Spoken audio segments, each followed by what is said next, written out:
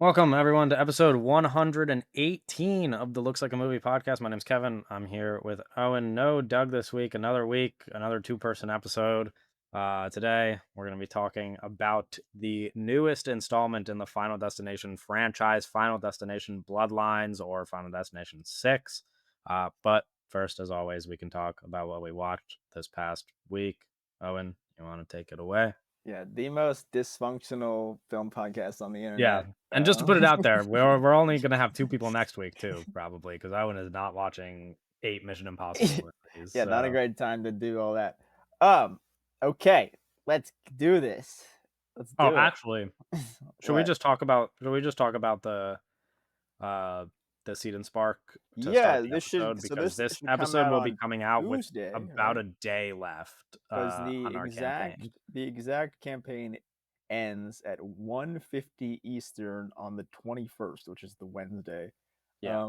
So if So if you're you're listening to listening to this, this there's podcast probably less than after 24 hours to donate. you could be this could be a year later, Sure. that you're listening to this. It could be the Final Destination 7 could be out and you're coming back and you're like, what the hell are they talking about?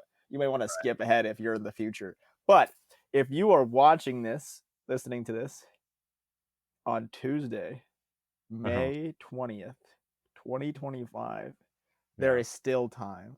There is There's still still time. time. Yeah. I saw the um, TV glow. Shout yes, out. yes. We I don't know. I have no idea what the campaign's gonna look like on the Tuesday because it's super cutting it close. But if you have not already and you would like to support the film, it is now your time. There is only a day left or so. Um, and yeah, we're super close to that. We got a little bit yesterday. We keep kind of inching closer to that green light mark. And I feel pretty good about it. But of course, any other pledges, any other helping does help. We're actually up to like 415 followers right now on the Seed and Spark. So miraculously, if we could hit 500 by Wednesday, we would enter. There's like a tier of rewards that we would enter where we get like free festival waivers, among other things. And that's a way that you can support us um, for free. I don't know. I've kind of joked about this before. I don't know how many accounts you can make if you just have an email. Maybe Seed and Yeah. Spark doesn't want me to say that, but you you could probably just make a bunch of accounts and follow it if that's something you're interested in doing. But of course, it is a campaign built by monetary transactions, so Yeah. $5 it goes a long way. But of course, yeah, we're super excited about the project. Been working very hard on it for the past few months, and we're getting really close. So yeah, there's not too much else to say. Of course, if you want to learn more about the project and you don't know what I'm talking about, there should be like we'll put a link in the bio or the description per se. And there's a ton of videos on my account, and there's a Twitter account, and there's an Instagram account. There's all those things where you can learn about it. But then on just actually the Seed Spark page, you can read a bunch about the film itself. So yeah, Yeah. All right. um, You wanna talk about what you going watched? into what I watched Kicking and Screaming. Oh, wow. The Noah. What prompted this? Okay, well, there's like real prompting here.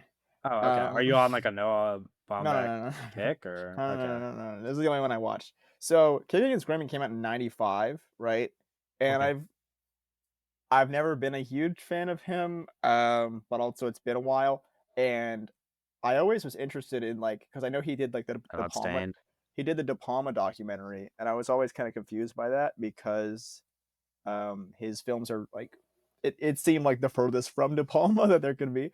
But then like as I've kind of not maybe gone further from De Palma, but just like my interests have maybe gotten into things that are kind of opposite of that stylistic thing. I've gotten more minimal. And Noah Baumbach is definitely a product of that New York, Whit Stillman, Woody Allen kind of film. So as I've gotten into Whit Stillman and Woody Allen, I was like, okay, Noah may be something that I'm more kind of tuned to. But the reasoning for Kicking and Screaming was that I don't know how to say his name. Chris Eigman or Chris Chris is in great actor, but he's not in a lot of films. I talked about him with the episode with Doug, where I was like, he's not in a lot, but when he's in like every Whit Stillman film. He Mhm. actually I watched the first couple episodes of Girls, and he's in the first episode of Girls. Oh, He does a okay. cameo as, like, the guy who Lena Dunham gets fired by, like, the first episode. But Chris, I love him, he's so good, and I kinda talked about this with Doug, where I was like, you know, he'll have these actors that aren't like, Brad Pitt or super famous, but they're like super famous in these little pockets, like these little worlds where it's like he's in every Whit Stillman movie. You're like every time he shows up, he's like, oh, there's that guy. I love that guy. And but Yeah. he's in some of the Noah Baumbach early films. So I watched Kicking and Screaming for that, but also like as an attempt to be like maybe I like his more early stuff, or maybe I'll kind of turn a new leaf with Noah. And I did not like the movie at all. I really, Damn. I just well, it's also like not. It's maybe unfair to Noah because of like I was watching a lot of things that he's very clearly inspired by, and then going to his like first feature and being like, oh, like this is just a worse version of Whit Stillman or Woody Allen or something like that. And I know like his early films aren't as beloved as his later work, like Francis Ha and That Turn. Mhm. But I just like wasn't a fan of it. I like there's some smart writing in it. It's just a vast downgrade for Whit Stillman, and it's like even when you're taking an actor, it's like I don't know what the comparison would be, but like you're taking an actor that's notably in a world and then dropping him into like the lesser version of it. It's like very clear when he's delivering dialogue that it's just worse dialogue. Yeah. Um, so yeah, I wasn't crazy about it. I might. I know Sophie's been trying to get me to watch Marriage Story for a while, and I should watch that movie. Oh, I thought that was one that you had seen and have No, to rewatch. I've seen Francis Ha, Okay. and I liked And Francis Francis Ha you Ha. like. I Yeah, was like, okay. yeah, this is good, but I wasn't like it didn't It blow up the doesn't, door. But like, it also, doesn't, like, make you interested in him as a director. well, it's also it's been It's just years, like so it's like I could revisit sure. it and be like, oh, this is great. I didn't like White Noise, Yeah, and I then didn't like that either. I don't know if I've seen anything else he's done, Yeah. but I was never like interested. Like I was never kind of gravitating towards him. But now that I'm like getting into similar vein of things, Yeah, he similar makes sense director. as a director that I might be more interested in now than I used to be. Um, so I want to, but I'm also like I'm very drawn to debut films. I've always been drawn to debut films as a younger filmmaker doing early work. I'm like in Yeah. like that early era, so I've been drawn to people who have gone on to have great careers, what they do with like a kind of a sticks and paper. So I want to Yeah. watch that. And I wasn't crazy about it. It's it's whatever movie. Um, but then I watched Enter the Dragon. Really Yeah. crazy jump with Bruce Lee. It was, you know, classic. I think it was HBO Max, family scrolling on the TV, and I'm like, "Oh, let's watch the Bruce Lee movie." Like Yeah. that's like the coolest option that would make sense for this kind of current situation. I think this was like first Bruce Lee movie I've ever seen, Mm. which is interesting. I know Doug was talking a little bit about it on Twitter, where he's like, it'd be cool if Bruce Lee ever worked with like a great director. Because I Yeah. don't know, I did think it was like a whatever movie. It was cool. Bruce Lee's cool. I love John Saxton. He's one of my favorite actors of all time. Um, he's great in it. But it's very interesting. It reminds me of he's in Tenebrae as well, which I don't remember exactly. But like those Italian movies where they'll just like dub everything, even if Mhm. it's like Enter the Dragon is super like dub, like even though they're speaking English, but there's a lot of Chinese people on set, so they're just like, okay, we're just gonna do it. We'll just do all the dialogue in post, basically. Which there's a very interesting like kind of I don't know. It's bizarre when watching it, because they're like it's something recorded later. Um, but it just like sounds off, but it reminds me of, like those Italian horror films. But Bruce Lee, very talented in terms of like the fight stuff.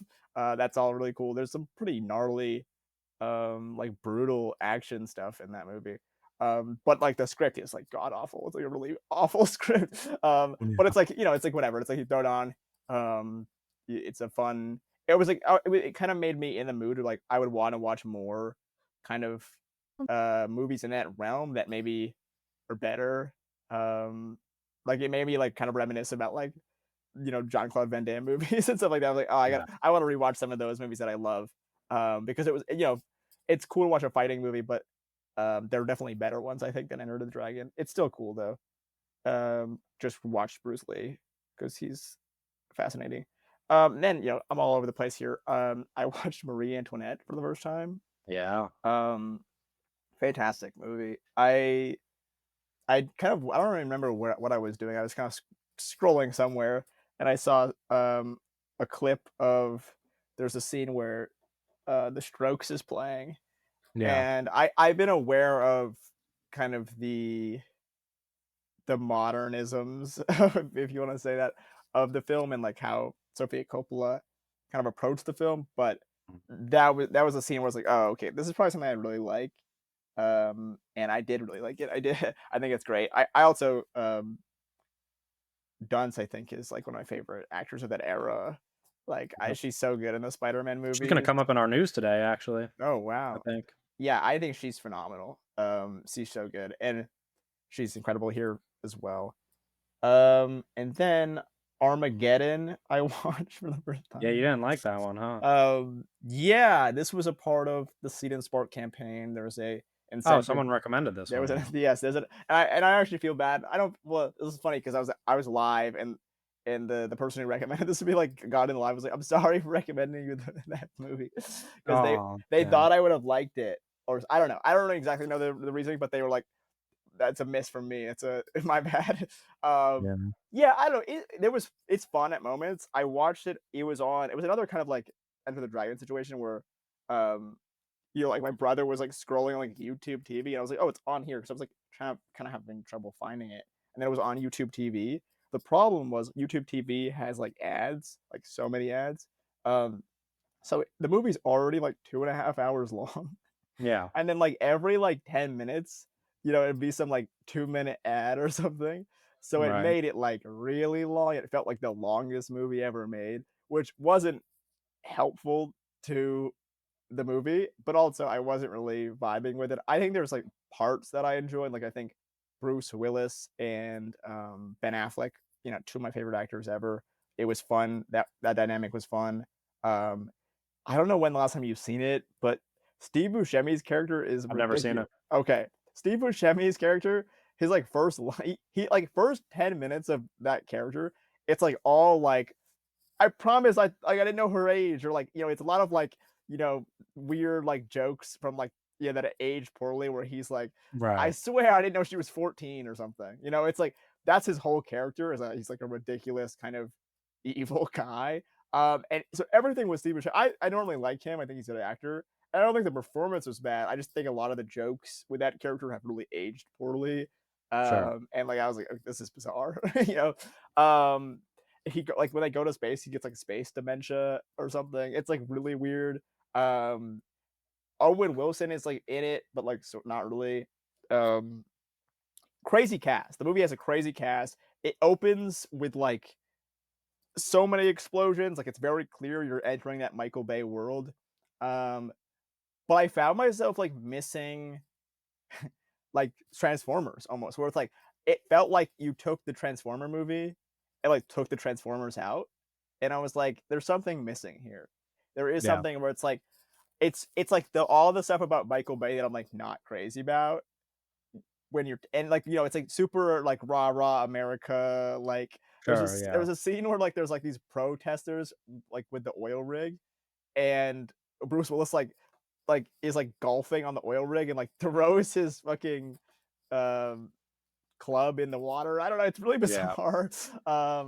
It's very like right wing rah rah America movie. Uh-huh. And it can't. There's enjoyable moments, but it's like 3 hours long and it's not that It's good. 3 hours long? Well, it's like 2.5. Some it's it's Okay. like it's Alright. almost it's like pushing 3 hours, but with those commercials, it like was 3 hours long. Yeah. Um, It's one of those movies that was just, like, always around, and then I just never bothered to watch. yeah, I it's remember it being a big deal. Well, like, not, like, at the time that yeah. it I came out, but I just remember people talking understand. about it when I was younger. I just Yeah, it's definitely big with certain demographics. I've Yeah, also never seen Independence Day either, I which is haven't seen the that movie one that it either. gets put next to all the time in conversation. Mhm. But I Bruce Willis, I think, one of our great actors. I can't imagine the movie would be as beloved with someone else there. And then I was like, okay, if we're gonna do Final Destination, I should probably watch the first one. And then I was like, okay, this is okay. But I was kind of like, I kind of love I do kind of love a horror franchise. I'll be Yeah. honest. I do kind of, even though I wasn't like crazy with the first movie, I was like, okay, The what if I first just, one's very different than the other ones, I will say. Like, yeah, I mean, we can get into that later, but like, there is some, I don't know, I was interested in it. And I wasn't, I was like, oh, that's whatever. Um, it's almost like, I don't know. Well, yeah, we'll get to that. But like, there is a difference. Then I was like, okay, I'll just throw on the second one. And then I was like, "Okay, I kinda like that movie." yeah. I think that opening is crazy. But then I Yeah. was like, It's a good thing you stopped at 3, 'cause well, that's what everyone said, like, what 4 everyone what says, like, what 4 you've is, like, got the up worst next movie. is not a good time. Everyone said that 4 was so bad. I was like, "Okay, people like 5, but I don't really." I guess I could probably just watch 5 because, like, they're pretty You standalone could movies. watch 4. It's like even No, the I know. worst I'm just one is, like, like, watchable. I mean, they're like yeah. 4 is only 80 minutes Well, even, that's and what it's like they were so easy to kinda it's just throw yeah. on.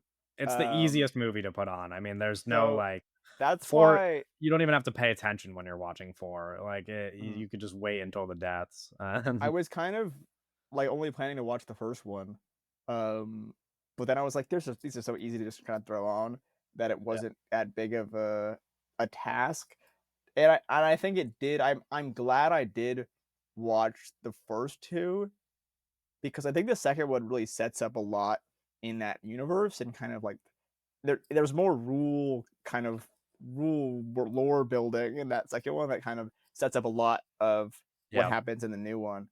Yeah. Um, but I do think the new one, and we talk about it more when we get to the actual review. But like I do think the new one is like kind of, they all kind of work as a standalone movie because they're all like kind Yeah, of new yeah, that's a characters. big point, yeah, I mean, I just talked to Tyler about this on Real Talk, and we kinda talked like, one thing I pointed out is that, like, you can't focus too much on the loopholes that exist in the franchise because the logic for each movie only matters Yeah, in the movie that you're currently watching, like, what if you think too much about the logic, none of it makes sense.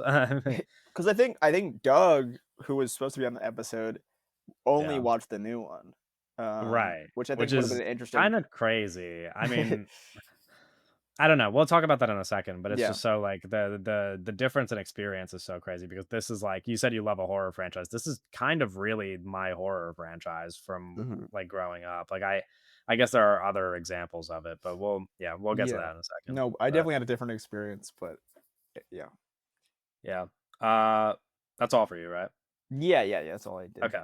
I guess I have 2 weeks of logs technically since I wasn't here last week, but I'm not gonna like Yeah, spend too much time yeah. on any one thing. I'll just kind of fly through them. Let's see how far back I go. I mean, I've been watching Final Destination movies as well, rewatching them. I like all of those. I'm gonna talk about that in a second. I rewatched Do the Right Thing for like the millionth time now. Like one of my 3, 5, whatever favorite movies. It's never gonna. I'm never gonna have anything bad to say about that one. I went to see Clown in a Cornfield, a new movie that we didn't talk about on the podcast with a friend of the pod, Cooper, who I guess Yeah. he hasn't appeared on the pod, so I don't. It's friend of the pod. I don't know who we give that title to, but Yeah, how does that um, work? yeah, he I hasn't think appeared he's on the definitely pod, but definitely a he's friend of the yeah, pod. he's a friend of He's members our of the pod. friend. Yeah, he's our Yeah, friend. he moved over to the East Coast recently, so we saw Clown in the Yeah. Cornfield together. We were actually supposed to go to the movies today on the day that we're recording this, except just to give a little insight, I'm feeling a little bit under the weather right now. I'm pretty Feeling sick right woozy. now. I woke up with a sore throat. My tummy's hurting, so I texted him and I said, let's do another day. So we might see a different movie later this week.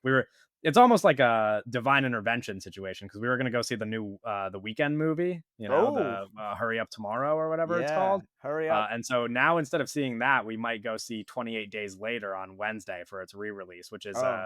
a big jump in quality. Yeah, I haven't seen the movie, but they're saying Yeah, that I movie love is 28 Days bad. Later. But yeah, listen, I want to see Hurry Up Tomorrow still because it's one of those things where it's been talked about to a point that it's like Oh, it's man. gotten to the territory of like I need to know what this is about. Yeah, Like I I keep can't seeing that clip yeah. of The Weeknd, like, in the bed, like, Misery Yeah, and she's style, like it's and like Jen Misery, Ortega's, like, yeah. dancing and singing, Yeah, I and keep I'm seeing like, that clip too. I mean, the movie's "Oh, probably awful, but the man." thing is, like, with a lot of other awful movies that come out, at least recently, like, I have, I this was never a problem for you guys, but I've gotten past the point of, like, that real curiosity for bad movies where it's just like when enough people say it's bad and it really seems bad, like, Yeah, I'll just skip it. But this one sometimes is that's like it's like empty people saying it's bad. It's just like people being, sure. "Oh, it's bad." But this is like No, it's it's, like, like too ridiculous. intriguing to Yeah, miss. Like I yeah, need yeah. to know what's up with it. So when I feel better, I'll probably try to get around to watching that too. But maybe I could wait until it's like online and not worry about You know prioritizing it what in I a wanna theater. see?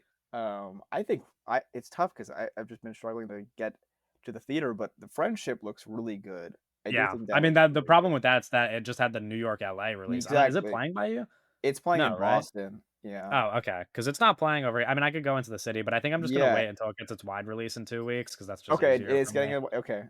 Yeah, we're Ye we're supposed to do a podcast episode on it the week after next week because next okay. week is Mission Impossible, obviously.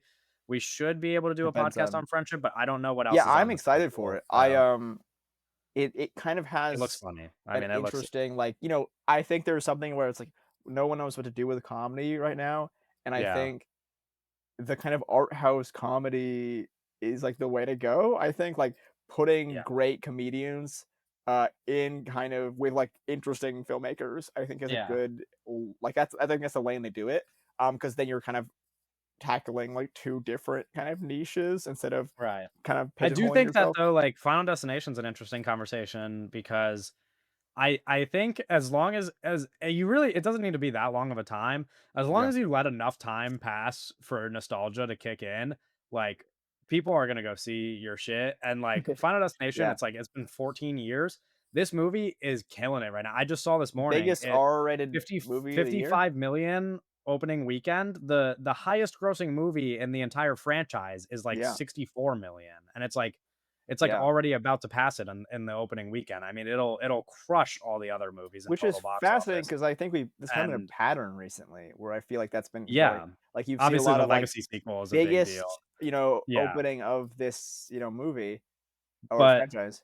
But I think from a comedy perspective, it's like if we just bring back the studio comedies of the 2000s and even like the Yeah. early 2010s, it's been enough time where like if you just get these like big stars like your Seth Rogens, you're like whoever, and just throw them in like a dumbass like Yeah. stoner movie, people would be like, "Man, I miss this shit so much." Like they would go nuts for it, you Yeah. know? Like Well, I it's think it's interesting because I'm pretty sure this new Final Destination was supposed to be a streaming movie, but I think that has been something where a lot of these comedy movies have been dumped, and even, like, sure. I think Yeah, and that's the problem with there's been a them. couple situations where movies I forget, I'm struggling for examples, but, like, movies that were supposed to be streaming things, and then they actually end up playing in theaters, and they actually end up doing really well, and it's kinda like, "Hey, man, maybe we should let these guys have a chance, Yeah, really, it's almost s like it's almost like give 'em a the shot." CEOs and at Netflix or wherever are Yeah. not really Yeah, no, they're out you of know, they touch. don't really know what they're talking about. Yeah. Uh but yeah, I watched Clown in a Cornfield. I watched a few Mission Impossible movies. I don't really need to get into detail about that because we're gonna be doing a whole episode Yeah. on it next week. I rewatched The Batman, which Oh, wow. was which was one of my favorite movies of 2022 back when we talked about it.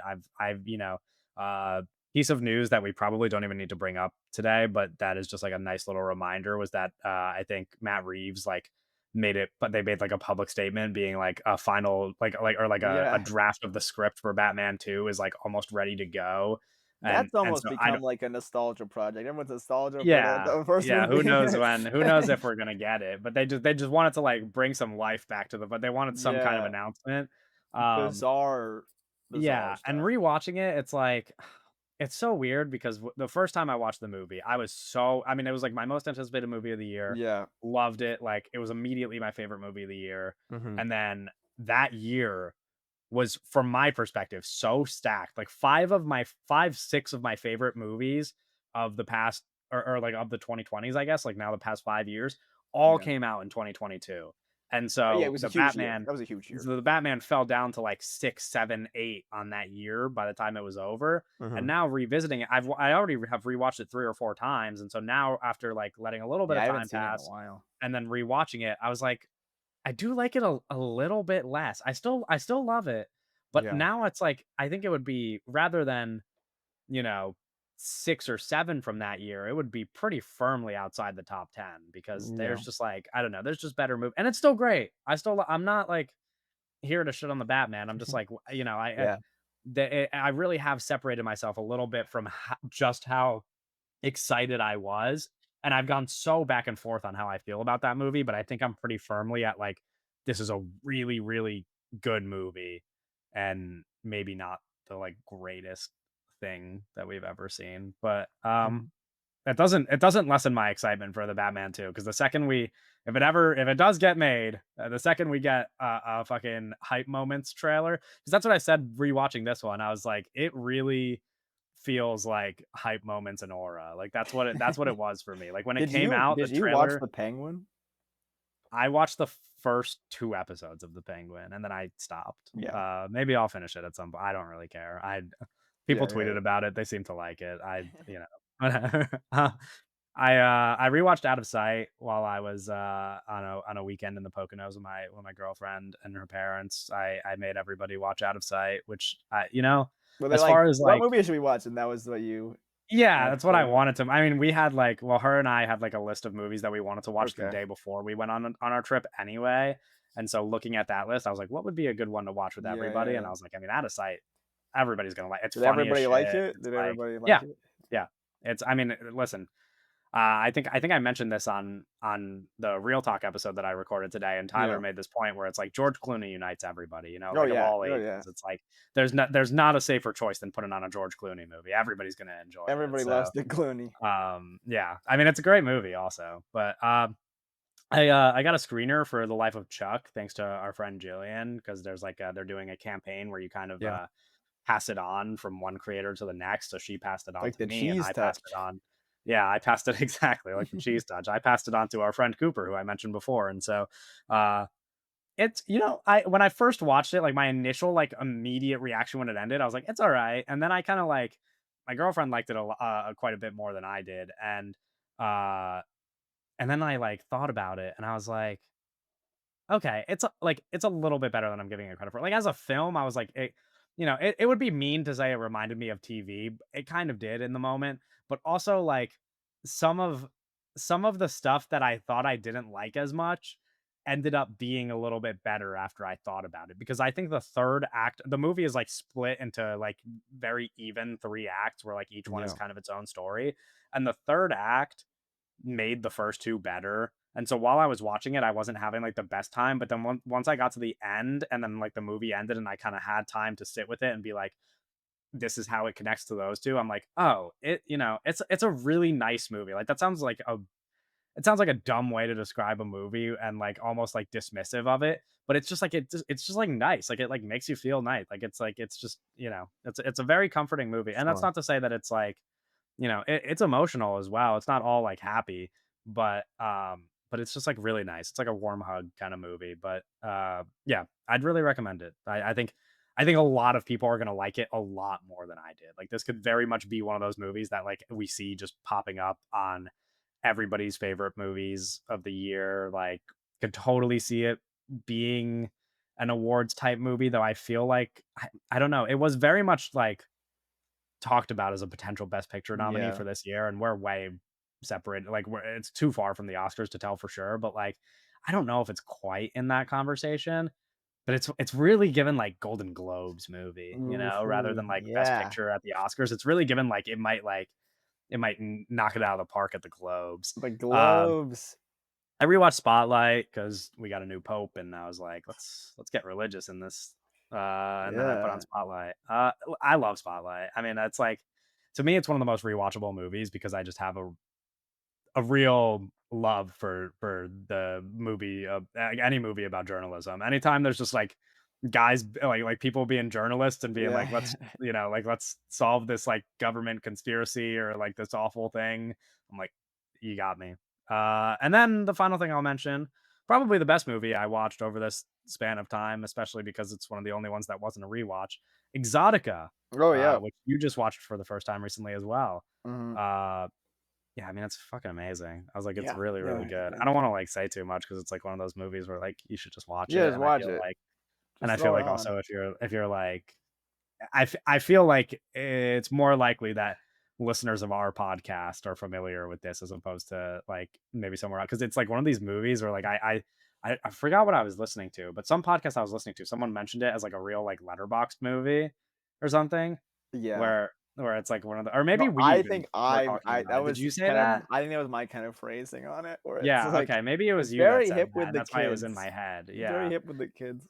Yeah, it was in my head, this idea of, like, it being a letterbox movie where it's like nobody I would know would ever mention it, but, like, everybody on Letterbox is, like, giving this thing 5 stars, and I'm like, "I get it now. It's good."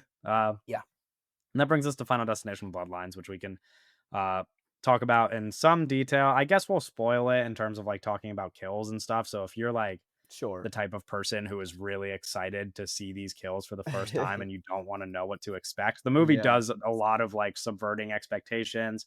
There are a lot of surprise kills, so if that's something Yeah, you care about, maybe stay away. But otherwise, let's get into it a little bit. I think we should talk about first the kind of thing we hinted at before, which is like how we approached a movie like this because you sure. watched the first 3 movies in the franchise, like you said, for the first time, like just yesterday or like 2 days Yeah, ago. pretty much, like, And I have seen each movie in this franchise several times, some of mhm. which like up to 10, 20 times growing up. Like this is, like I said, really, there's probably a couple other movies that like horror movies that were in the same realm where it's like I watched Scream a lot growing up. Yeah.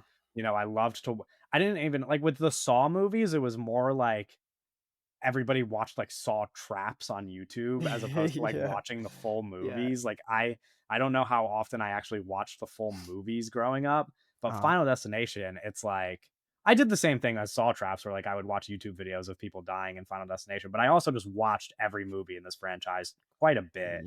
Yeah. So for me it's kind of the formative like horror franchise of my childhood pretty much, especially like then when we get into the teen years, like ages like 12 to 15ish when which is like right after Final Destination 5 came out, the most recent one before this new one.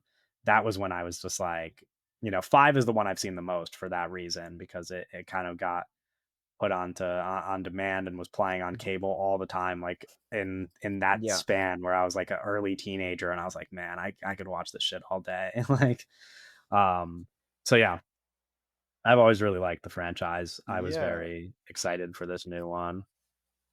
It was one that I just hadn't gotten to, and I didn't really know too much about it, but I'm kind of fascinated with the, like, structure of the films. I think they're really interesting in conversation to, like your franchise, like Scream, like you mentioned.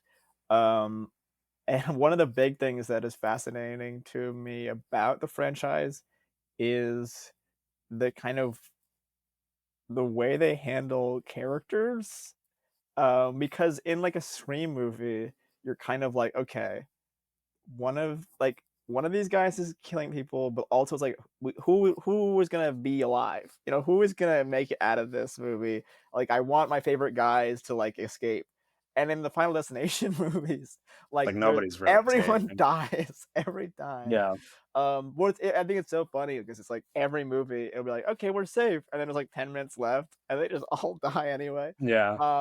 And I think it's very interesting in conversation of like with slashers, because like the kind of concept of like a final girl and like escaping the horror, the whole thing with Final Destination is like death is gonna get you, like there's Yeah. no escaping this, and I think it's very fascinating, and it's also I think this movie we talked about the monkey a while back when that movie came out, and this movie Now that made you've me seen some well. Final Destination movies, can you attest to my point that it is like the monkey is just doing it bad? It's just bad. I don't know. Like I'd have to like listen to Oz Perkins explain himself because I can't imagine watching Final Destination and then being like, okay, that's pretty similar to the monkey. Let's do because everything that I didn't like about the kills in the monkey, I think they're so smart in Final Destination because with the monkey, it would be like it would like show you like the fire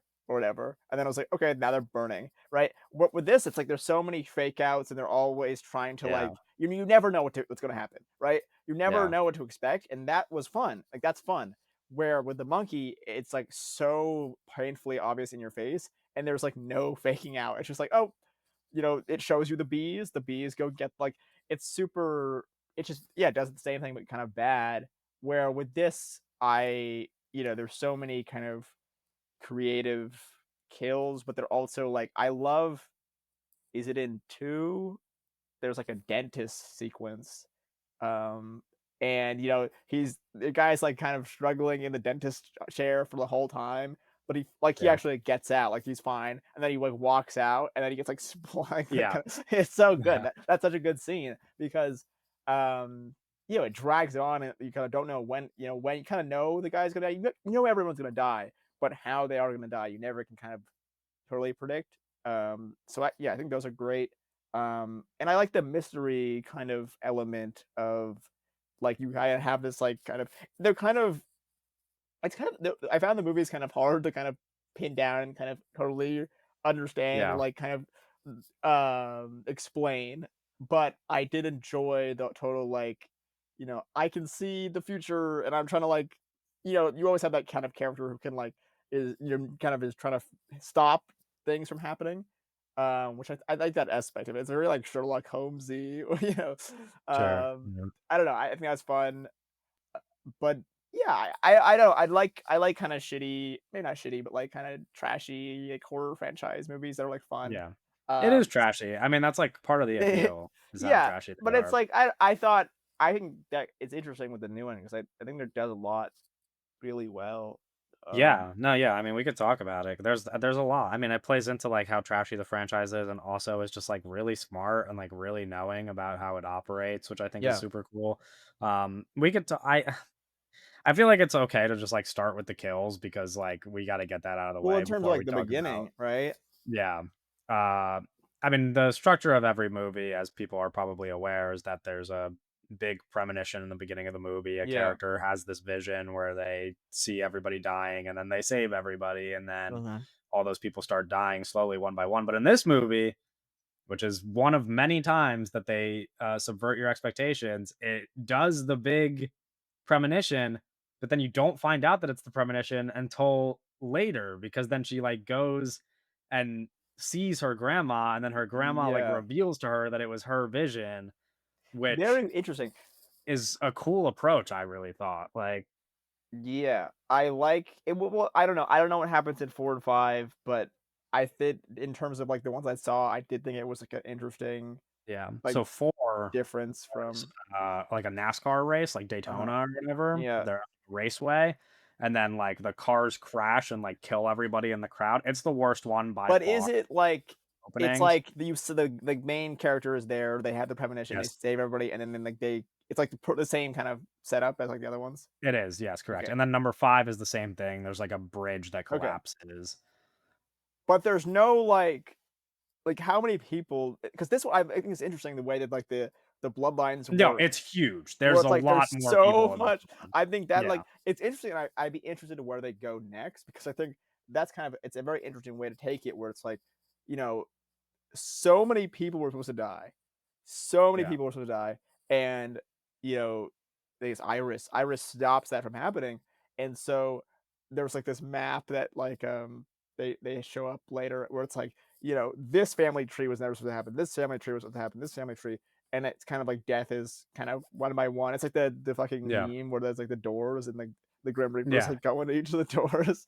exactly. Um so yeah, I thought that was a really smart way to kind of up the stakes, but also um, it's very interesting because it acts sort of like a legacy sequel, but like with all new characters. Because it kind of Yeah, has it's like that a like, legacy sequel, but it's also but like they're all like new I said, people. it's all really, like, aware, like, it's Yeah. like it knows it's a legacy sequel, it knows it's like like an elevated horror movie in the sense that, like, now you can't separate modern horror from, like I said this where it's like it's so it's so cool that the movie could, in a lot of ways, be, like, just placed right into the franchise, let's say in, like, 2009 or whatever, but Yeah. then it also just totally can't be placed into two that Yeah, like, yeah, when yeah. you're watching it, you were like, "This is not like any of the other movies." Like, it is so obviously Mhm. modern in a way that, like, every other movie does not feel like, and Yeah. it's because of that. But then it's also, like, having fun with that fact. Like, it's like having fun like, the generational trauma approach Yeah. is, like, both actually pretty good at depicting it as an idea, and Mhm. then also it's like, how can we make this funny as hell? And Yeah. they do both, and they both work. Yeah. So, that I think is really interesting, like, it the I kind of, like, the way that I explained it and what I think just, like, works about it in terms of, like, the whole elevated horror of it all is that, like, it's essentially and Final Destination is so well suited for this. It's, like, shocking that they didn't do this earlier, but it's, like, someone doing like, going Mhm. crazy, like, doing something for the benefit of their family or, like, what they think from their perspective will benefit their family, and then the family that they think they're benefiting is affected negatively by it, and so Mhm. it's like you're both against each other, and this is Yeah. just, like, the cycle of being a family. It's like you do something Yeah. to protect your kids, and then you realize that the thing you did to protect your kids made your kids hate you, and now your kids hate you, and then they pass it on by doing something to protect you know what I mean? And it's like Final Destination is perfect for that. Like, it's shocking that it took 6 Yeah. movies to get to this point, but obviously those first 5 came out at such a different time for, like, what was Mhm. being communicated in horror movies. It's it, like, reminds me a lot of, like, those David Gordon Green Halloween movies and the way It's that, like exactly like that. It is way, literally when I was watching it, yeah. I was like, "This is just what Halloween is." Where, like, Laurie is kinda, like, freaking the fuck out because she's, like, Yeah, so scared of Michael yeah, returning, and that's you said it, like, it suits so well for this franchise because this franchise is kind of built about, like, being terrified that, like, any little thing can kill you at any yeah. moment, right? And that kind of fear, in the same way that it kind of is working in Halloween, kind of trickling down to not only your daughter but your daughter's daughter. Mhm. That I think it works a lot. I'm always like a sucker for that kind of stuff. But I think it really works here. But it's also like you said, like it's a blend of like super funny moments. There's super like kind of emotional moments. Yeah, But I found this movie um to have my favorite kind of I don't have too much of a connection with the characters of the other movies because I've only seen them like once. But I really did love all these guys, right? And I yeah, found myself kind of like, I don't want these people. I don't want these people to die. And it's yeah, almost that thing where it's like it's in terms of what franchise you're in, so like everyone's gonna die. But you right. do hope that somebody That they doesn't make it don't, out, yeah. because Which, yeah, I was talking about this earlier too, is that, like, the best, you know, the the these movies work best when you do build some sort of care for the characters yeah, because something that you haven't experienced and you should be grateful for is that, like, in the 4th movie, for example, I use this example because this is the easiest, yeah, like, illustration of it, is, like, the 4th movie, the first guy that dies, the one of the guys you meet at the racetrack, he's at the racetrack. yeah. He is literally like a skinhead, like neo-Nazi. He has a swastika on his arm, Oh and he my is, like, god. being and there's like a black character who he is just, Oh like, no. super racist Yeah, to, yeah. and then he goes to put, like, a burning cross on the black character's, like, What the front fuck? lawn to, like, get revenge on him, Yeah. and then he ends up in a Final Destination death, and it's like, that's all fun and stuff. I also, like, like, no shit that guy dies, like, I don't Yeah, care about that, yeah. you know what I mean? It's like, Yeah. obviously, like, that's like, you literally just, like, I mean, that dude's got a swastika on his arm, like, I'm not like, Mhm. but when it's the people you really like, and you know that they can't escape it, you're like, "Man, that sucks," and Yeah. also that's fun as hell, like, it's both, Yeah. like, it's like Well, I kind of do.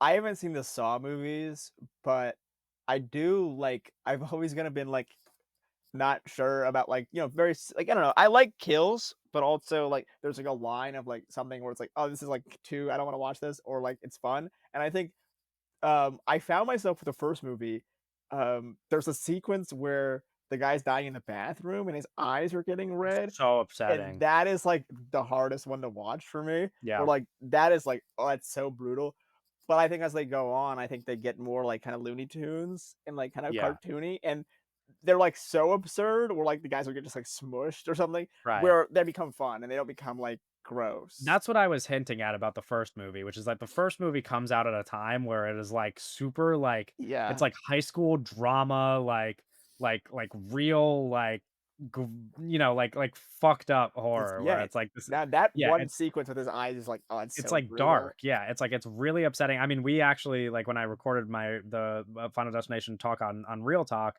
Yeah. we ranked all the deaths. We're not going to do that on here because you That's haven't so even many seen all the deaths. movies. Yeah, yeah. But we made like a collaborative ranking of the deaths, and what I the reason why I advocated for that death to be really high on our list Okay. is because it's like like there's nothing like it in the entire franchise. It's the Yeah, only time in the so franchise brutal. or it's the first death of the entire franchise. Like, it's the Yeah. first final other than, like, the plane crash, obviously, but, like, it's the first death that, like, starts the franchise, and you watch it and you're like, "Dude, that's so fucked up." Like, you're 'Cause like, "This it's is, like, so, really like, sad." And slow and his eyes yeah, are oh, it's and so and brutal. what you know about the franchise and what most people know now is that it's not like that death at all. Like, Yeah. what the reputation that the franchise has built is so far from that first movie, and that's what I mean. I'm like, it is obviously still a Final Destination movie, but it's just, like, so different in tone from what the Final Yeah. Destination movies are now, like, the way that we know them now, where it's like that death is like when you if you view it in a vacuum, you're like, "This isn't even in the same movie." Like, it's Yeah. crazy. Yeah, Yeah, I it's, like, think that's really kind of upsetting. why I started to like him more as they went on because Yeah, because I when they was get more ridiculous, you're like, "This is the sweet spot." yeah, Like, I this is was what more you into, want. like, the silly stuff. That first day, I was like, "Oh, fuck, dude." Yeah, Wasn't crazy about it, but and yeah. I do think it's a consistent franchise minus the 4th one, but, like, after the 4th one, the yeah. 1st one's kind of the worst. Like, Mhm. it does all get better with the exception of that 4th movie, but it's Yeah. like the 1st one's probably in 5th place, like, pretty firmly, I think. But, like, 2, 3, 4, and or 2, 3, Yeah. 5, and now I 6 like the are characters in the first movie, the um, characters are great, yeah, it's like but, because like it feels very like what, speaking of, the Halloween comparison, it's kinda like, when we watched, what was it? Is it H2O? Where yeah, they're, like, yeah, at the, yeah, like, yeah. little campus, like, Mhm. that's, like, like, it comes out around the same time, that's, like, kinda the vibe I get, like, it's, like it Yeah. feels like it's, like, of that era of horror, Well, like the Halloween Sean William Scott H2Os. is, like, classic, like, Yeah, he's so, like, you love to see exactly. him there.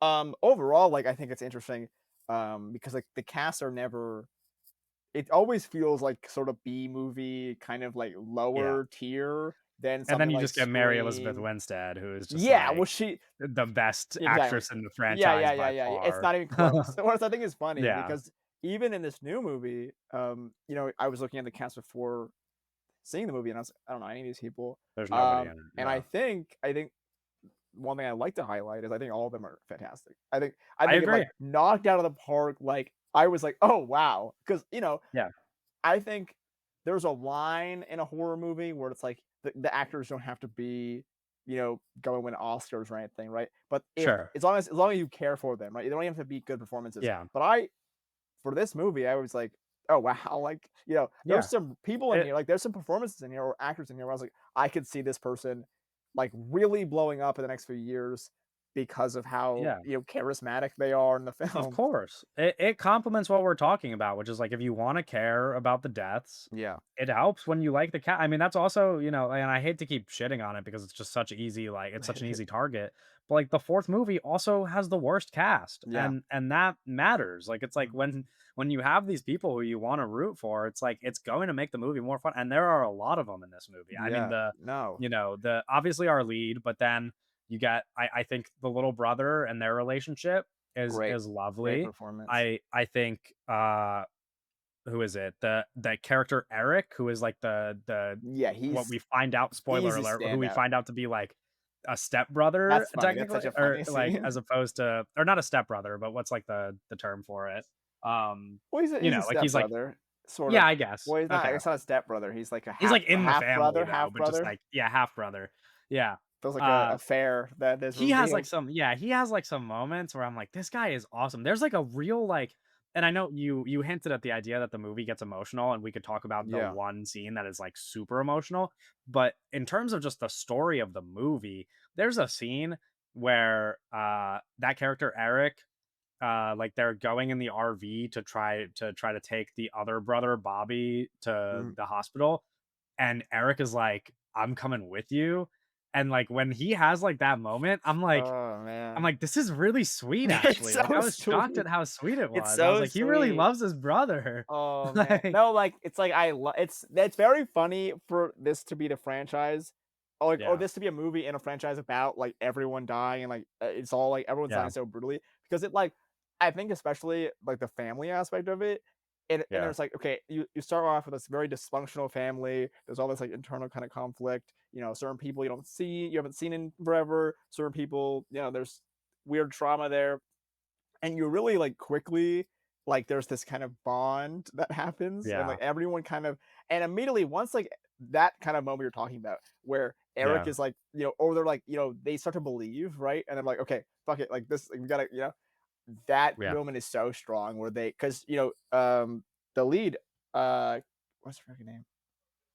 S- Caitlin no, Santillana. no, no, it was Stephanie, right. Oh, the character, Yeah, okay, yeah. sure. Once because Stephanie goes to them and she's like basically like her hair's falling out, like I'm going crazy. Um, and they don't believe her, and it's like that classic, like, the person who knows the information and knows the actual what's going on, no one's gonna believe them. And then Yeah, once they finally believe, it's such a strong moment. And yeah, I think the aspect there's so many aspects we're talking about here, like with the cast, the whatever. But I think the family aspect is so strong and makes you want to yeah, care for. There's already that like kind of connection where there's some like element of the Final Destination franchise where it's like even if they're like dating, it's like the guy dies and like okay whatever. There's yeah, even like that element of like a lot of people like don't really know each other. There's kind of bickering and they're like yeah who the fuck is this like especially like I think in the second one like everyone kind of just like where they're all driving, they're all kind of random pulled together people. So there's not really a yeah, connection there. And the family aspect of it just makes it so much more emotional because they yeah, all have like the person that's getting brutally murdered in the trash whatever, so it's like that is yeah. like their cousin, right? So there's that element of it that makes it like so much more emotional. Right, finding a good connective thread like that. What I mentioned when I was talking about it was the 5th movie, which you haven't seen yet, but the 5th Yeah. movie, they're all coworkers, so it's like Okay. it's not the same as, like, family, but it's like Sure. I think the best approach to how you tell a story in these movies is finding, like, a concentrated group of people Connection. who already have personal relationships at Yeah. stake that set up the deaths. Yeah. I think that is, like, a great and family is, like, the most obvious way to do I mean, because then you really care about the personal Yeah. relationships. So, yeah, I agree, and then on the subject of, the lead, Stephanie, the one thing I really like about her, aside from how good the performance is and how good the connections are, is that, like, a little thing that they do in this movie that they haven't done in the other ones is emphasize that she is, like, a smart person who thinks about the way that this whole thing works way earlier than everybody else, where it's like one thing I'm shocked and again, I'm it's hard to, like, be upset at this because I think this is just how you set up the narrative for these movies is that, like, they are dumb movies where dumb people die, and Yeah. also Yeah. you Yeah. need people, like, you need people to not totally buy into what's going on to get all those deaths done, but at some point where it's like you kinda, like, insert yourself into the situation, and it's like, if I'm in this situation and one person dies, immediately I'm like, this is fucking weird. Like Yeah. if Yeah. some Yeah. like chain reaction happened that was like the most improbable sequence of events ever, and I watched someone get murdered in front of me, I'd be like, okay, we gotta like lock ourselves in Yeah, a well, room with like no doors, Howard, the Like, dad, which who the yeah, cousins, he dies in like this crazy way, and then they're all immediately exactly. like, "Come on!" Like it's Yeah, it's like it's there's no very way funny. if I It's saw like my dad die like that, immediately I'm like, we need to do something about this yeah, because this is I think gonna it's like this funny is a like because problem. it's kind of this like running kind of joke where it's like the amount of funerals they're going to and the amount of people dying in a short amount of time. And it's like, Yeah. okay, we gotta like there's gotta be we gotta think about like the possibilities of something, especially in the way That's that what I'm people are saying, and so dying. It's she like, gets this book, yeah, and she's immediately bought in, and she, like, puts in the time to be, like, figuring out yeah, yeah, yeah, all the ways that this thing could work, because that's, like, and again, it's fine that the other movies don't do this because the narrative setup for the other movies is that you don't have characters who do this, but I think it's cool that all of this could still happen in a world where we have a character who is like, "How do I solve this actually?" Because it's like she yeah, knows right away. And she's like, "What do I do to fix this? Because mhm, this is going to kill everybody." And she yeah. sees it so clearly. And I'm like, I don't wanna say I'd be smart enough to solve it, but it's exactly what would happen. Like, you would go crazy with it. We've seen characters in the other movies go crazy, even the ones that you watched. We have, Yeah, a character Clear who, like, locks herself mental hospital, yeah. or because she, like, doesn't like, she puts herself in there because she knows if she leaves, she's gonna die. And now, obviously, with this movie, we're seeing that the grandmother character has locked herself in a house that she never leaves, It's and fascinating. I was it's very funny. Like, the grandmother, Iris, puts herself in, like she locks herself away, but it's, like, the most, like, it's, like, the craziest fucking place ever where it's, yeah. like I was very It's like it's very Halloween again. It's like Jamie Lee in the new but it's, Halloweens where like it's like, it's funny because she locks herself up in this place, and it's, like, so clearly, like, everything outside of the like, I don't know, it's very funny because like, her death is, like, she literally just walks out and she gets like, impaled. But it's funny to be, like, hiding away in, like, this obvious, like, danger. Like, everything is super dangerous outside. I don't know. yeah. It's funny. I think it's No, silly. it is funny. It's, I like, also super, like, like, over the top, like, there's, like, spikes yeah, everywhere and stuff. but it's like this awesome I don't know, like, I really do, because it's like I would catch on immediately and also lock myself away forever probably. But maybe I would, because it's like, I think one of the cool, like, things about it is like, what do you do? Because it's Yeah, like, yeah. I also wouldn't. I'd rather just be dead probably than locked in a room with no, like, Yeah, yeah. people for the rest of my life, like, going insane. It's like, you might as well kill me. So Mhm, so then you kind of, like, are just like, okay, well, I'm just gonna face it. But then uh-huh, you face it and you die pretty much instantly, and nobody wants to die. Like, it's like this. The tension at the core of that is, like, awesome. It's what makes the whole franchise work. mhm. But yeah, I wanted to talk about a couple. I mean, we mentioned the family trauma, the generational trauma. The two things I really want to talk about are, that we haven't touched on, at least, how funny the movie is. Like, specifically some of the jokes in the movie that I think are just hilarious. We kind of mentioned, like, the half brother thing, which is Yeah. probably the best joke in the movie. But um there's a couple. I mean, there's that where he's revealed to be the half brother. There's right before that when the garbage truck driver is, like, swiping on Tinder. I'm like, Oh, yeah, this is that's such a good joke. so funny. Like, there are several jokes in the movie where I'm like, this is like, I mean, nobody will uh even need to entertain the conversation of what the funniest Final Destination movie is. It's this one, but, like, this could just be one of the funniest movies of the year probably when the year's over. Like, it's that funny for a horror movie. It really, like, leans into the comedy without ever lessening the horror, which is the other thing I Yeah. want to talk about. The kills, they're like, I mean, again, I mentioned that on Real Talk we were ranking the kills and we left the new movie off of our list for now, but it's like, there's a kill in this movie that is maybe just the best kill in the entire franchise, and I don't even know how you Oh. can debate it. It's like unbelievable. So from my perspective, and I'll just say Yeah, this, yeah, yeah. from my perspective, the best kill in the franchise is the tanning bed death in the third Okay. movie. I think that is, like, the core of what Final Destination is about. It checks all the boxes, and I think that's a pretty common consensus opinion. I think almost anybody you ask who's a big fan of the franchise would have that, like Yeah. 1, 2, or 3, like, very high up there.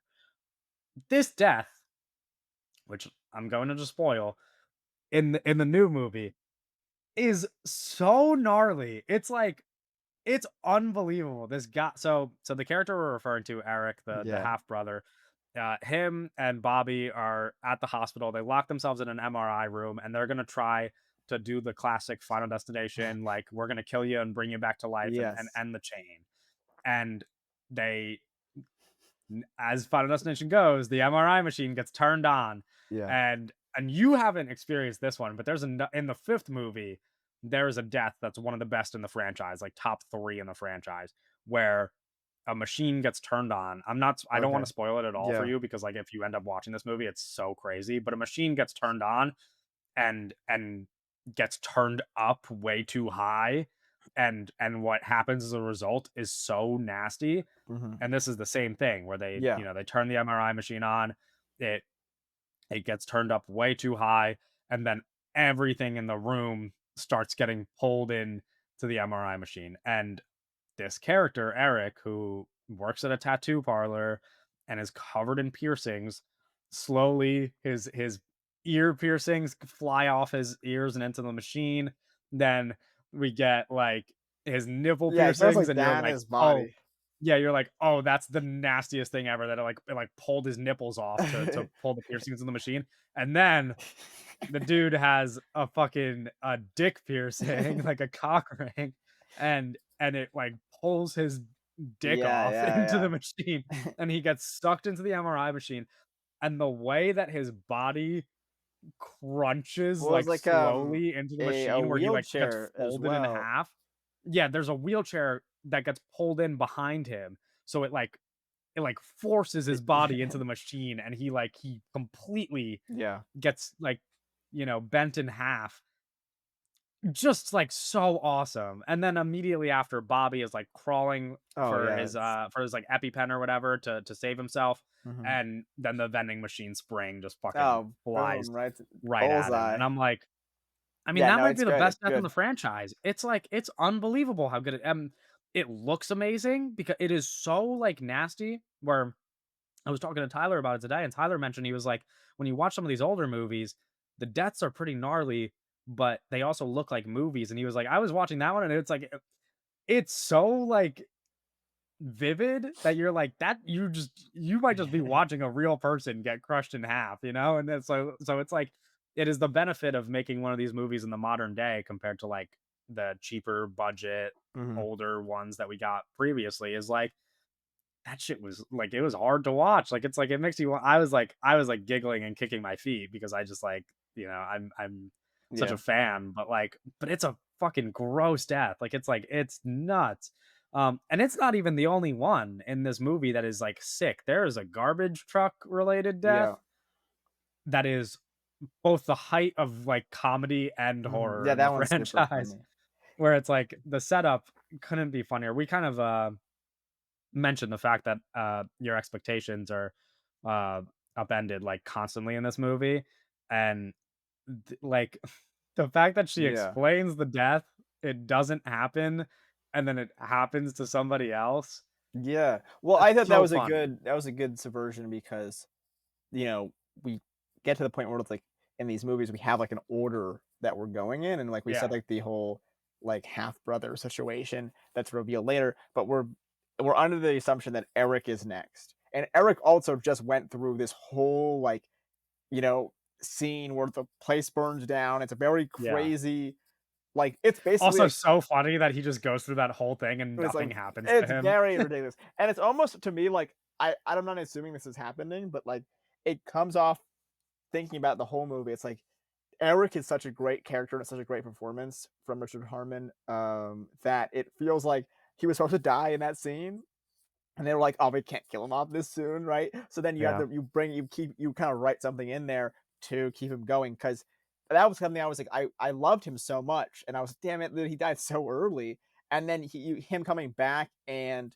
all the scenes that he gets later, and then the death scene that you were just talking about. I think it's such a great like that whole character and what he goes through is so great. But I think what makes the garbage truck scene so great is like we're expecting Eric to die right now. Yeah. We're expecting Eric to die, and then once you Yeah. see the girl start running down the thing, oh, you're like, uh oh, once she starts Right. running that Immediately way you're over there, like, you're like, "Oh, oh this is no, bad." she's Yeah, but screwed. that's what makes it so funny is, like, when they lead that's what I mean, like, they're so good in this movie at subverting your expectations and also making it so fucking funny along Yeah, the way. Like, it's just like like you could only laugh, and then they make it even funnier because then the truck driver is on fucking Tinder, Yeah, yeah, and yeah. she's like being crushed in the back of the truck. And I it mean, it's would like it's hurt. brutal, There was very, like, but this, like, cartoonish, like, her head, like, yeah, her head it's like ugh, yeah, I yeah, and know. then she's got, like, the It's arm, and nasty.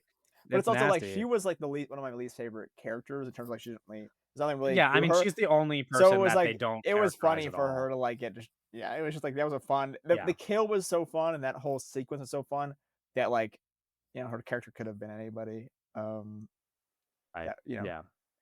It's yeah, I don't know. I mean, that's all I really wanted to talk about. We don't have to like spoil the ending of the movie. We could sure. probably Oh, avoid that for this conversation.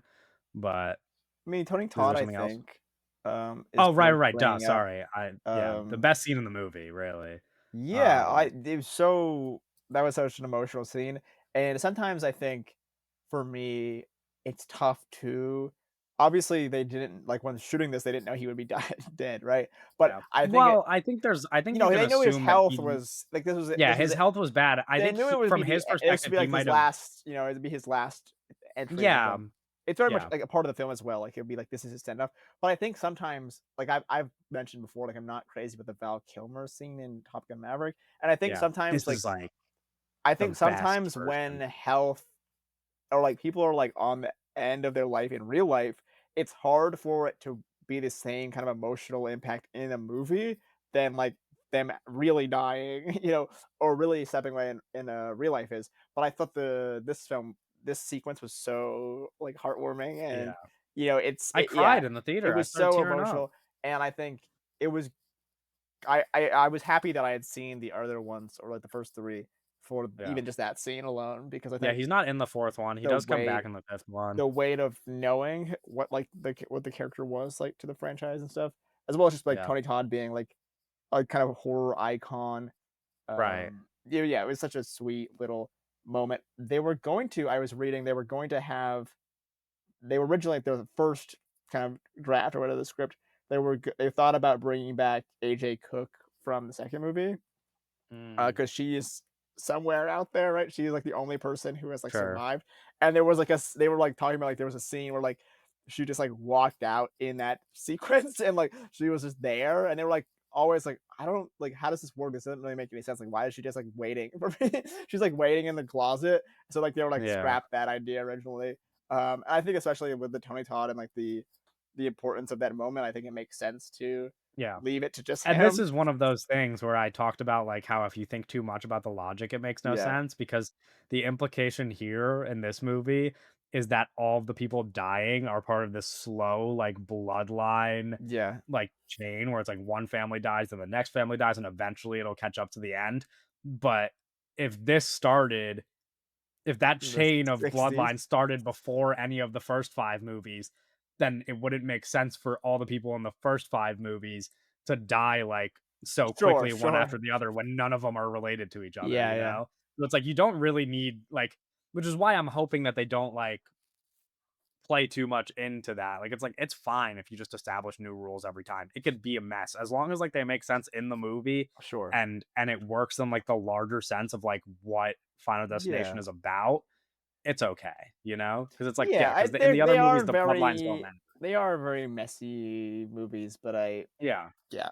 But I did think, like, in terms of there kind of are, like I think it's the fact that they are so messy and the rules are kind of, malleable, I think it lends to, like, subversions and stuff like that that are yeah, really interesting.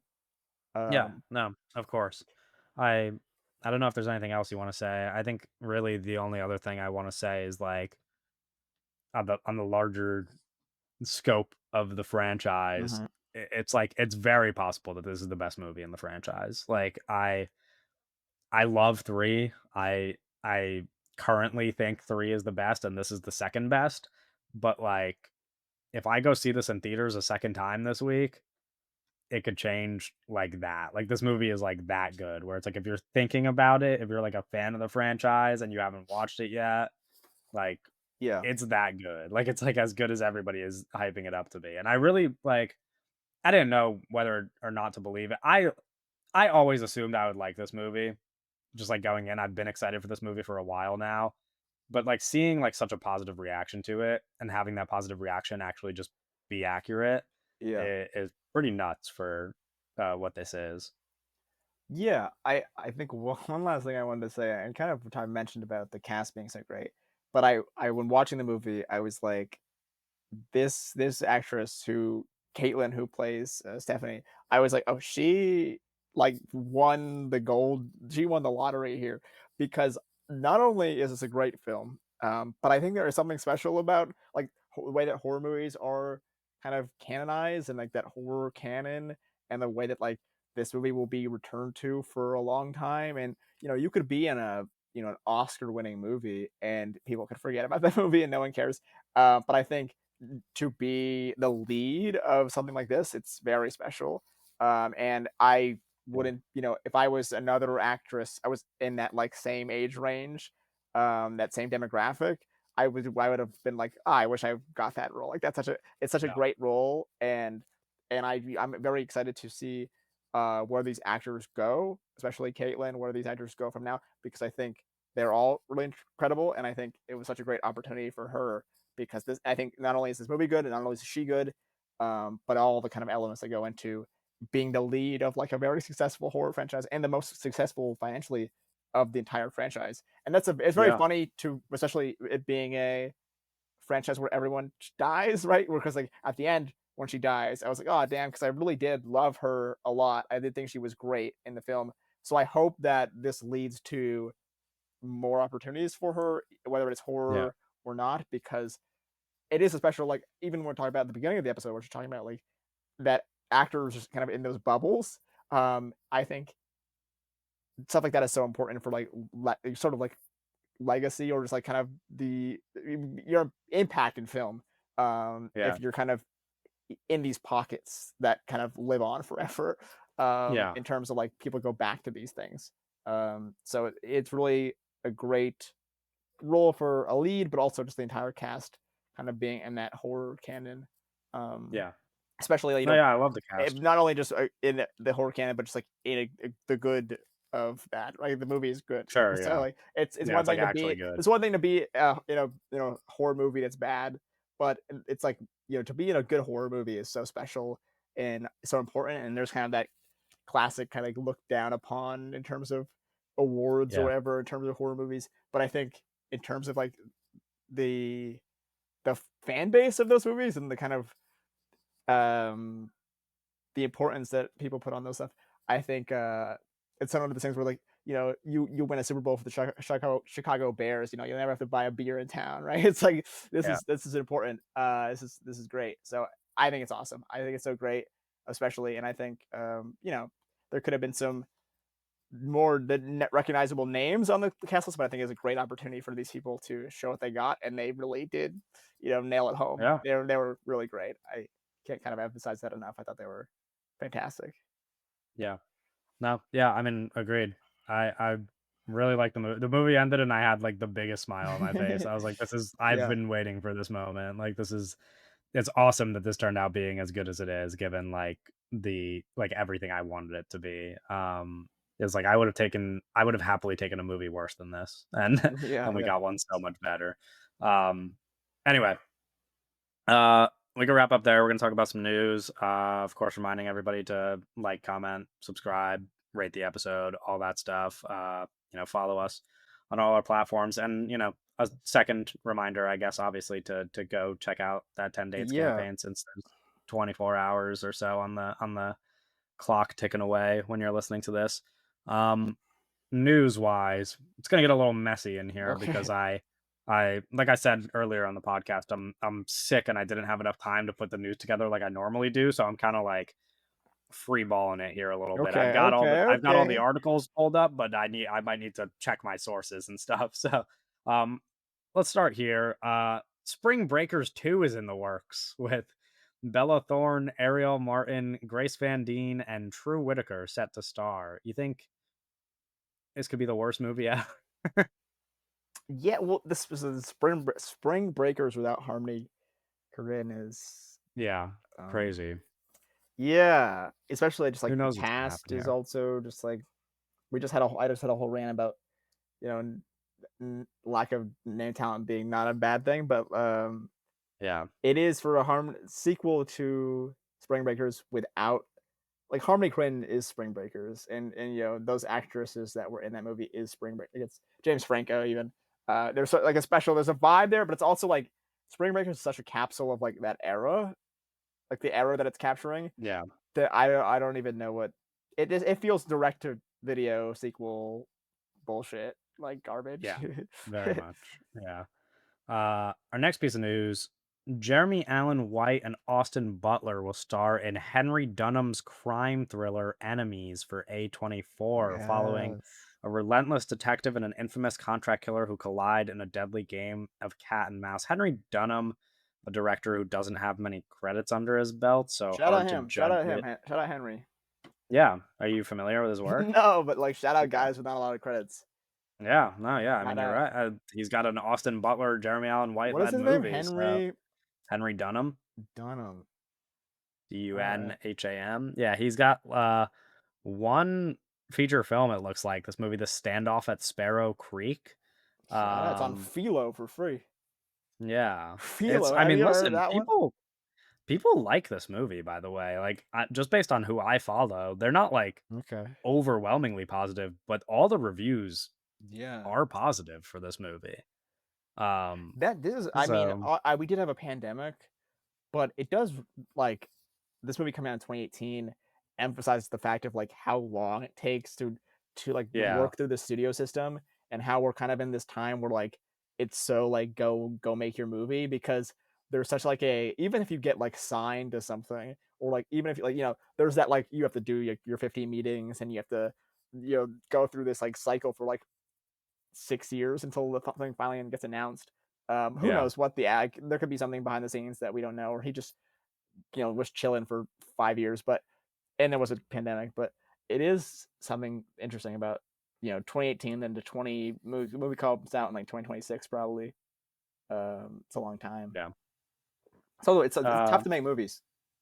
yeah, no, Takes for sure. takes a long time. Uh, this is a small piece of news that we really don't have to add any additional commentary to, but Max changing its name back to HBO Max after being Yeah, HBO Max before it was Max. I heard this was like a one guy thing where like one guy was just like, it's got to be Max, it's got to be Max, and then everyone's like, oh, okay, and then they became Max, and then I don't know what happened to that guy, or if his opinion changed, but it made like So silly, taking but the yeah. HBO out of HBO is like so It, ridiculous. I don't the fact that it ever became Max in the first place was the dumbest thing ever. Like That's it's like like if this is a it's brand like if synonymous Disney with Plus quality was television. Plus.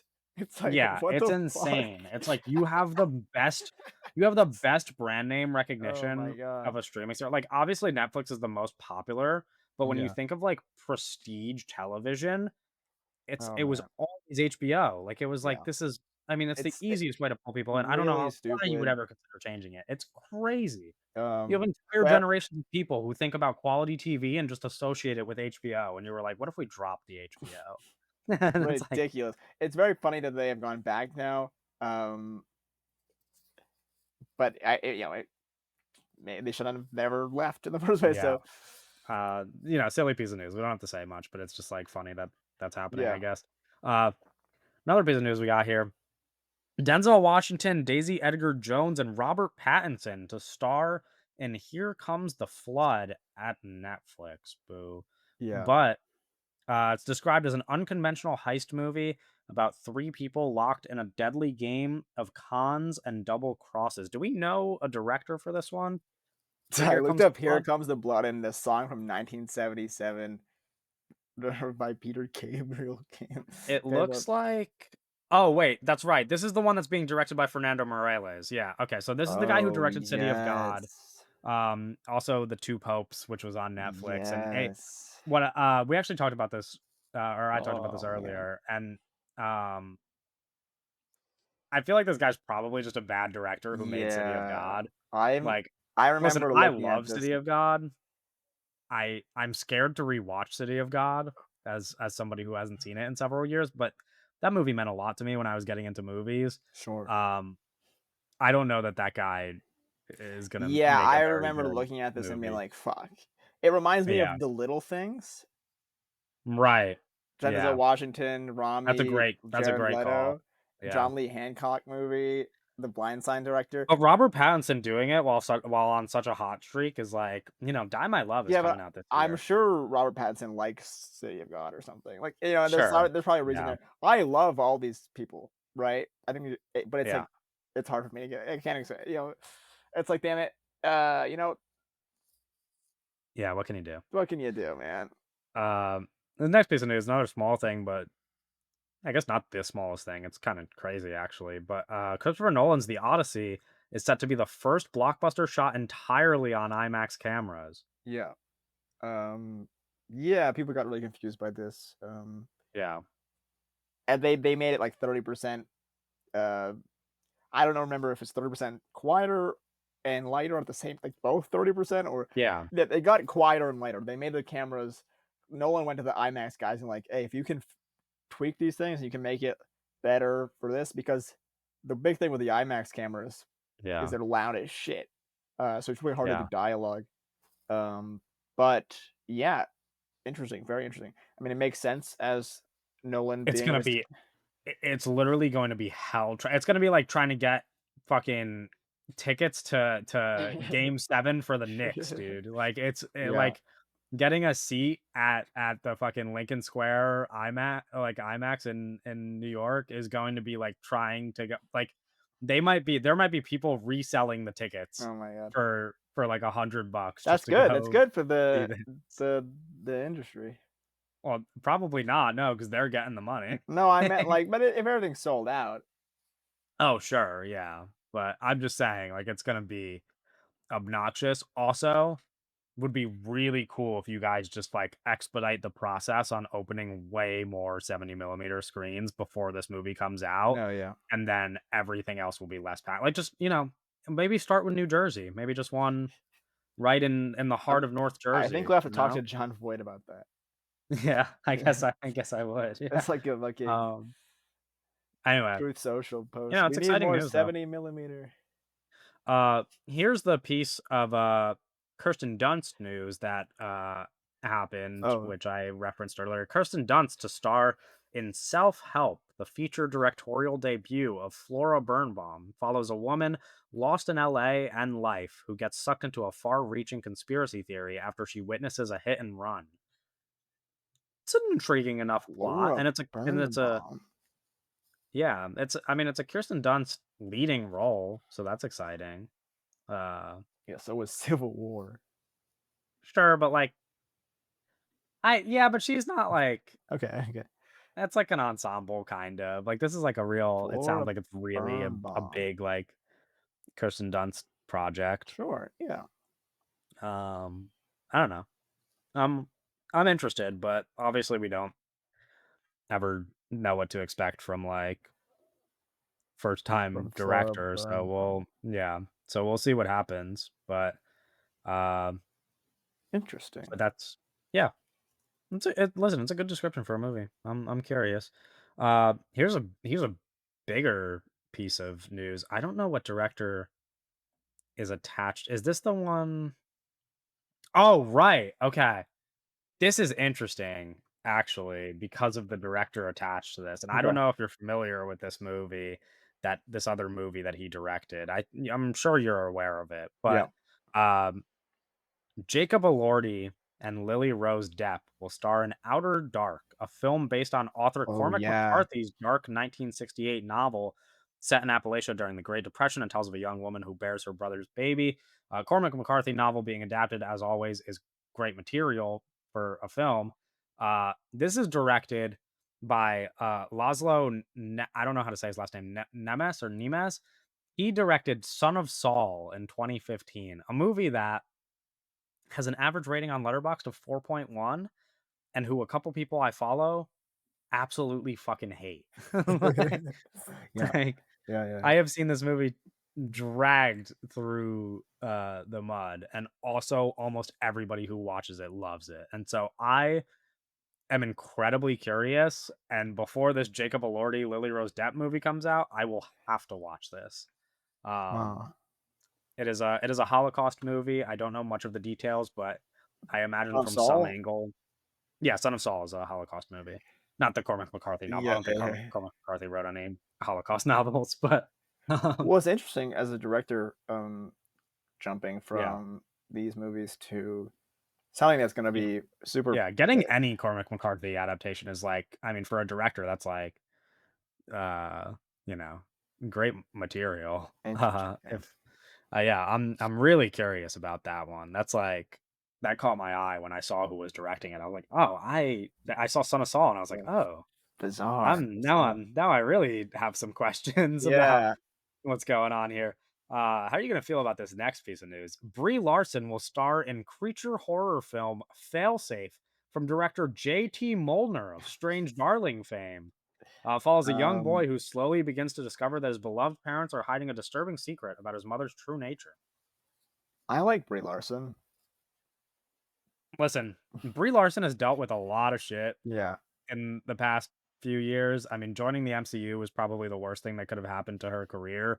Uh, I have always liked her. I think she is Yeah. a great actress who maybe doesn't know how to pick them very well. Uh-huh. Uh, Most of our greatest don't know how to pick yeah, them.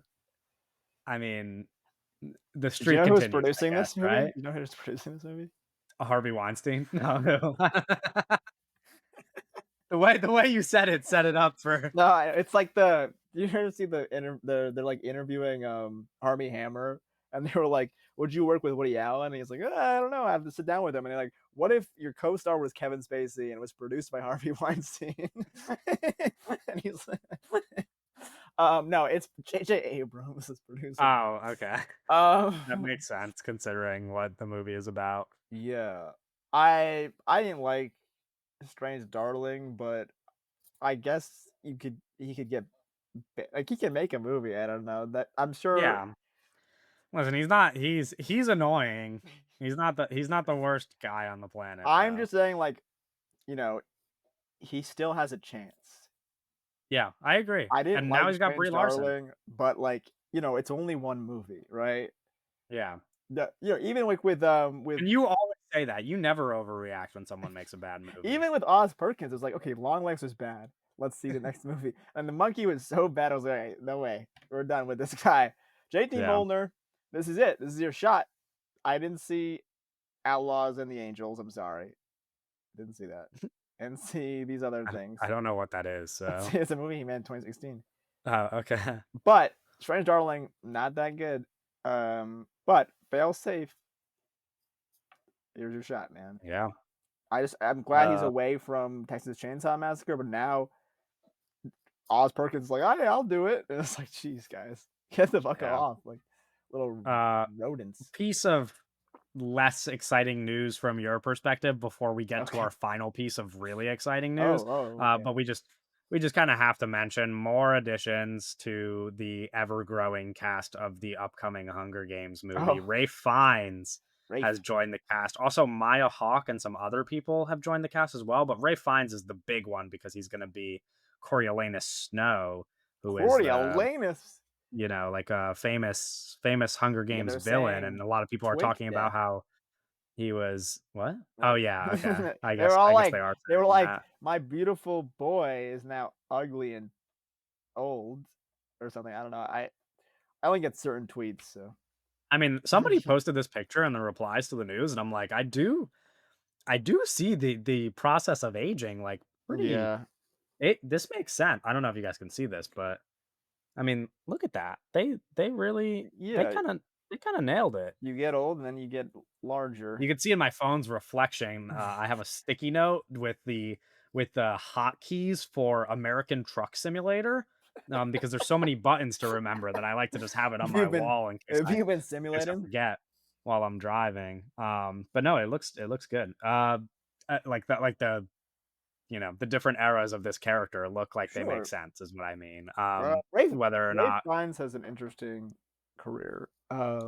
Listen, the guy's making a bunch of money and also is one of the great living actors. I feel like Yeah, he's kind of in the sweet spot, although yeah, I don't know. Like he's I guess interesting. kind of you could debate to what degree his like talents are really being used when he does the quote Yeah. unquote good projects.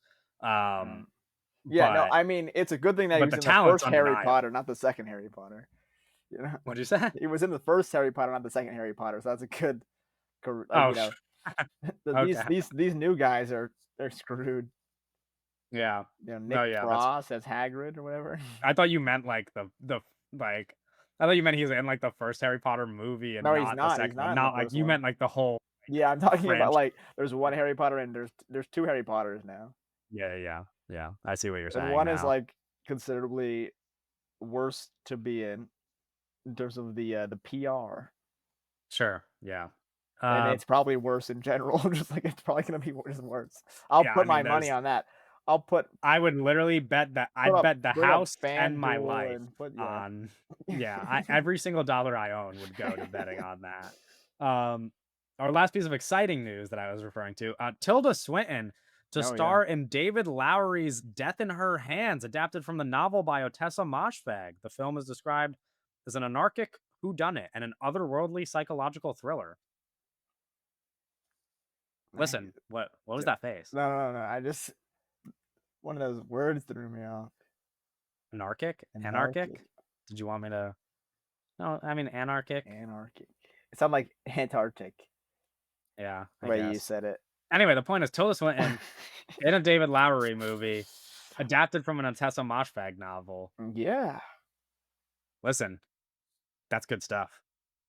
That's like very exciting from What's my up? We got, perspective. what about his new movie or his recent movie? Like, what's the deal with the Mother Mary? I think it's coming out. It's coming out Yeah, I any think there's day been updates. any day now?